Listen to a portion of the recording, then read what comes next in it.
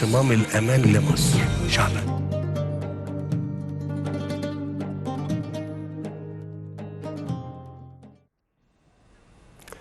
Et le président Abdel Fattah el-Sisi a enjoint d'accorder l'attention nécessaire pour doter la cité intégrale d'automobiles par des services publics de toutes sortes afin d'accueillir l'afflux attendu de visiteurs et de répondre à tous leurs besoins tout en renforçant le système de sécurité de la ville grâce aux caméras de surveillance. Elle compte également de nombreux parkings, des réseaux routiers internes, 10 portails électroniques d'accès en plus de services de haute qualité, sans compter les centres de maintenance et des pièces de rechange, des magasins de commerce, des bâtiments administratifs, des banques et des locaux pour le registre foncier, des services d'ambulance et de trafic routier. Ceci est intervenu lors d'une tournée d'inspection qu'il a effectuée dans la cité intégrale d'automobiles pour s'arrêter sur l'état d'avancement des travaux de construction de la dite cité. Il a été informé de la situation exécutive et constructive de la ville qui est située sur une superficie de 57 faidans à l'intersection de l'autoroute Mohamed Naguib avec la route Al-Bahager et accueille 4000 voitures car il est équipé d'une infrastructure moderne et de systèmes avancés d'information.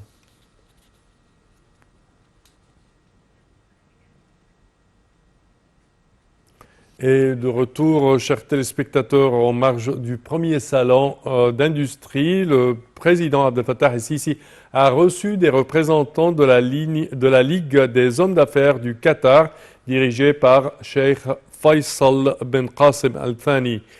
Au cours de la rencontre, le président el-Sisi a affirmé la volonté de l'Égypte de développer les relations de coopération économique et commerciale avec la communauté des hommes d'affaires et des entreprises du Qatar, ainsi que le développement d'investissements conjoints afin de contribuer à soutenir le processus de développement économique dans les deux pays frères.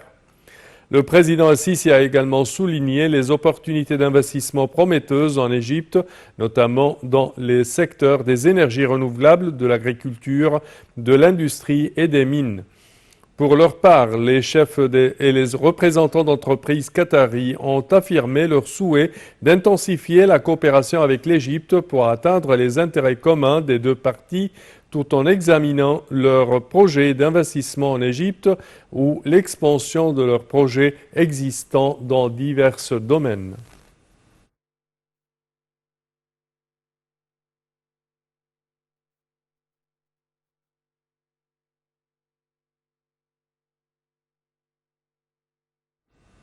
Et concernant ce salon de l'industrie, le salon international de l'industrie, chers téléspectateurs, nous avons le plaisir d'accueillir au bout du fil Dr Nesrine Chokri, qui est journaliste au Progrès égyptien et également écrivaine. Bonjour Dr Nesrine. Bonjour. Alors, comment voyez-vous ce salon international de l'industrie et également les propos du président qui ont été faits hier au cours de l'inauguration de ce salon?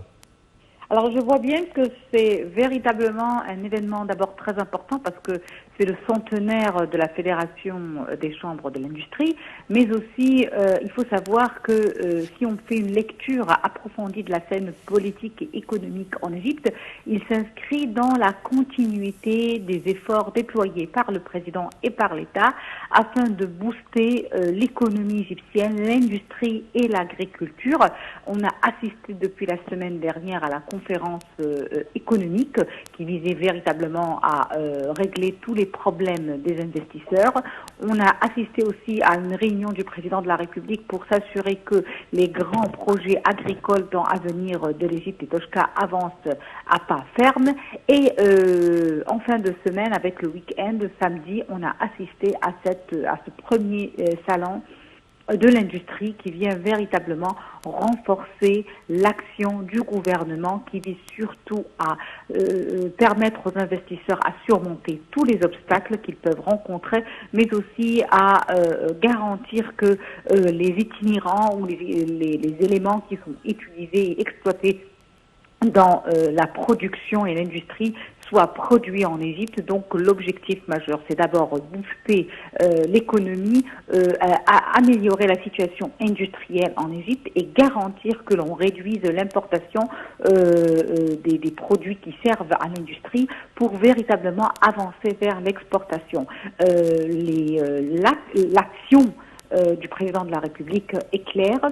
Et en fait, les étapes aussi sont claires et l'effort qui est déployé, il est déployé dans tous les sens, que ce soit en coopération avec les investisseurs locaux, nationaux, égyptiens qui veulent vraiment coopérer, ou encore avec des investisseurs étrangers, qu'ils soient arabes ou même européens.